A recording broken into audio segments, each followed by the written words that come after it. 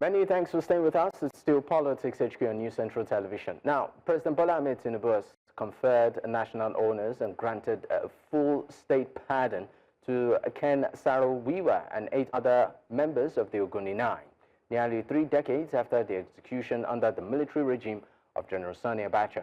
The president made the announcement on Thursday during a joint sit-in of the National Assembly. Now, to discuss this, I'm joined by Bedford Beref as the spokesperson for the Youth Council Worldwide.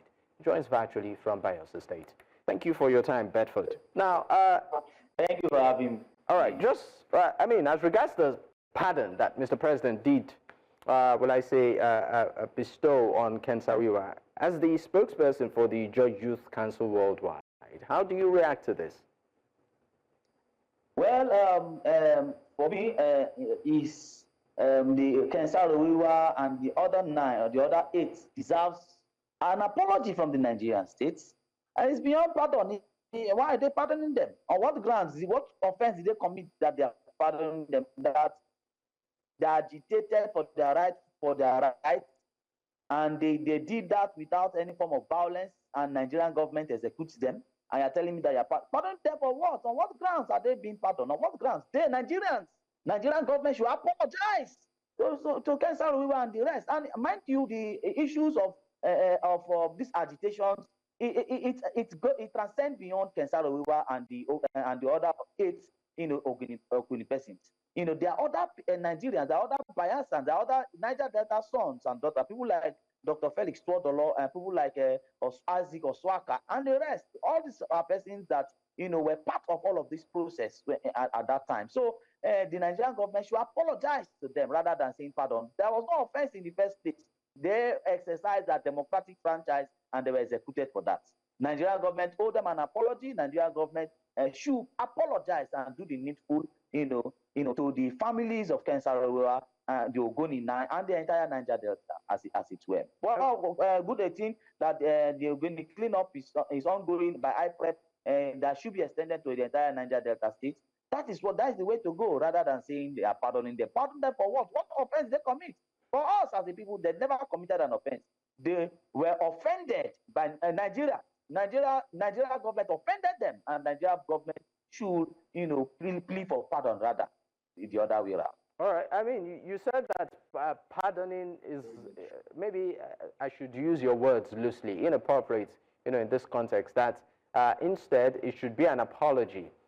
Should it, aside the apology, you also said and other things. Would you like to be more specific of what you feel the government should do to the families of those affected? Well, the families, good thing that the Tinubu-led government has instituted the University of Environment in Ogoni Land, which is a welcome development. I think that is part of, pacifying, the people that offend Nigerians are offended.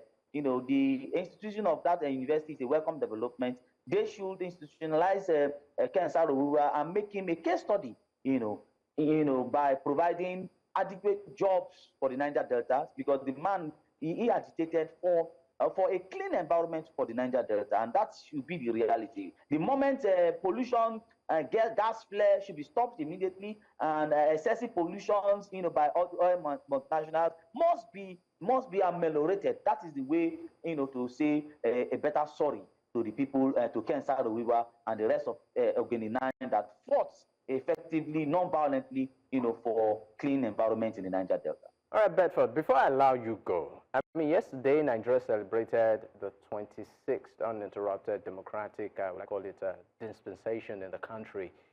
For you, quickly in 30 seconds, how would you consider democracy in Nigeria so far? For me, democracy in Nigeria is appalling. There's no democracy in Nigeria. The president missed a golden opportunity to restore civil rule in Rivers State, which is the frontiers of democracy. You cannot illegally remove a sitting governor, and here an ample opportunity was provided for you to right your wrong, and that wrong was not written. Well, that right was not given. For me, it is laughable. Rather, the president went on sway, with a very flowering,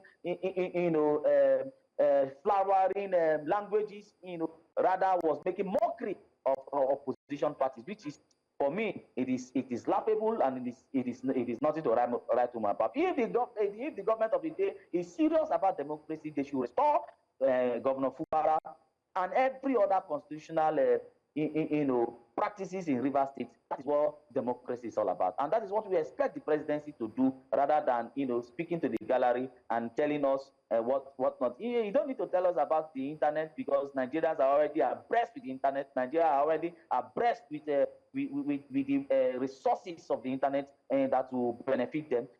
Do the needful. Engage in policies that will benefit Nigerians. That is what democracy is all about. All right, thank you so much for your time. Bedford Berefa is actually the spokesperson for the Youth Council Worldwide. He joins virtually from Bayelsa State. It's been a privilege. Thank you once again. Thank you very much. Thank you.